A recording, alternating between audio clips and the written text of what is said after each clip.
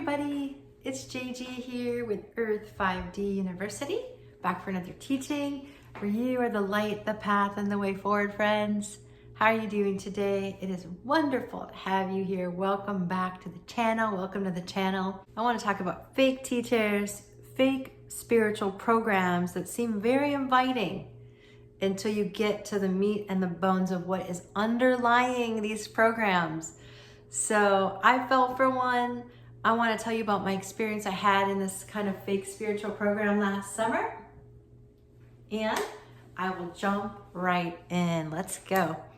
I'm going to tell you about a program that I joined for free, that I was invited to by a very famous YouTuber in the spiritual community. His name starts with an A and ends with a D. And I'm going to tell you how it all rolled out and how I felt very sort of disappointed in this approach to healing and creating programs, fake spiritual programs that are actually, they're designed to, I'm sure, help you in some way. Not everything is all bad, guys. Like, that's the thing about discernment, is when you're discerning a spiritual program, not everything is all bad, right? Most things are not all bad, right? There's some good in something. Even the darkest things we can find good in. And so this isn't all bad, but the underlying energy of getting involved in this spiritual program, I didn't appreciate. I ended up following a link to the spiritual teachers, this guy's texting program. In this particular call to action, it's like, sign up here to get personal texts from me. Sign up here to communicate with me. I read my texts, right? So you're going to be in contact with the spiritual teacher. And so I signed up, and then I was getting text messages here and there, and they weren't like, hey, here's an inspirational message. It was all like calls to action to watch their video, right? So it was like, watch this video, watch this video, watch this content. People really like this content. Well, after months of just getting that, then in the summer of last year, I got a text that said, free program, beta testers needed, right? Beta testers wanted. And then here's 4 or 5 questions. And if you qualify, then you can attend this program as a beta tester for free. And it was a conscious coaching program offered by this person. So I thought, oh, that's cool. Like, this seems like a lot of free content. Maybe I'll get some ideas. So I did the questionnaire and I got accepted into this program, okay? Fast forward a couple weeks and the program's about to start. So this is where the scam starts to happen. I found out that this wasn't their first program. So I might have been a beta tester, but it wasn't testing their first time. This is something they'd done before, and that was revealed to me from the other partners that this person had brought in to host this sort of free session of conscious coaching session. It wasn't just this person. It was two of his friends, okay? And that was upfront. But what wasn't upfront was this wasn't their first time doing this. So it wasn't officially a beta, like it'd been done before. And so could you technically run more than one beta test? Absolutely. But the positioning of it was that this was sort of like a real test situation. Whereas if you took this and participated in it, you could give your feedback. You could honestly give your feedback, and they would use testimonials to help them promote this when they offered a paid session, okay, when you pay for this. And they're like, this is a thousands and thousands of dollar value, right? That's how they position it. It's thousands of dollar value for free. And you're beta testing, so I care about your opinion, and you can leave me a testimonial, right? And give your response, which I never got the opportunity to do, just so you know. So that's number one. The second thing is you have to set up you have to be a part of a Facebook community. So they set up intentionally a Facebook community that you have to join. You cannot attend if you do not join that Facebook community. And what it is they set up this community, a temporary community that you belong to during the time that this course is running, of this free content. And all the content's running through the Facebook group. And it seems innocent enough, right? And when they go to launch this thing and it opens the very first day, when you join that Facebook group, there's 10,000 people in there. So it's not like 10 people or 100 people or 500 people, it's 10,000 people. So it is no small group, okay? And what happens is they get you in this Facebook group and they have everyone start bonding with one another, right? And so imagine 10,000 empaths in one Facebook room.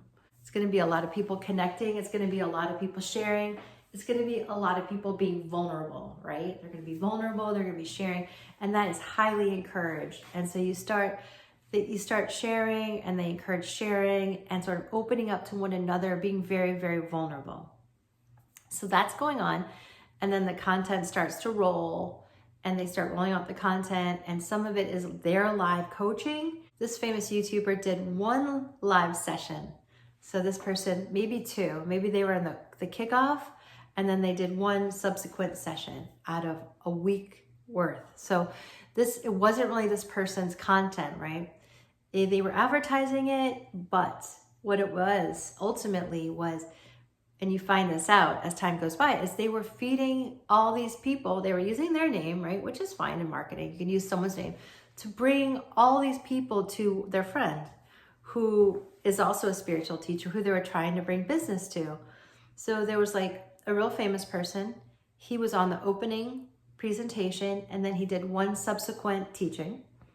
So it probably took like 5 hours of his life for 1 week. And no judgment there. That's all on the up and up, right? It's just, it wasn't really his program. So he was just using his name. He was like the headliner, right? And so then there was like a little lesser known person, but semi-known person who's also his friend, who did an opening session and then maybe 2 subsequent teachings. And then it was the new guy, okay? And it was like their new guy, their friends. And he did then 6 days of sessions. So it was like 2 people using their basically contact list to then pull in all these people and get them exposed with a lot of free content to this new guy who they were driving these leads to. So it was very much like a marketing, it turned into this like marketing extravaganza. So, but the crazy thing, the craziest thing that I thought is there was really good content. There was some really good content there, guys. But the way that they've handled it is that they set up the structure, which is the Facebook group.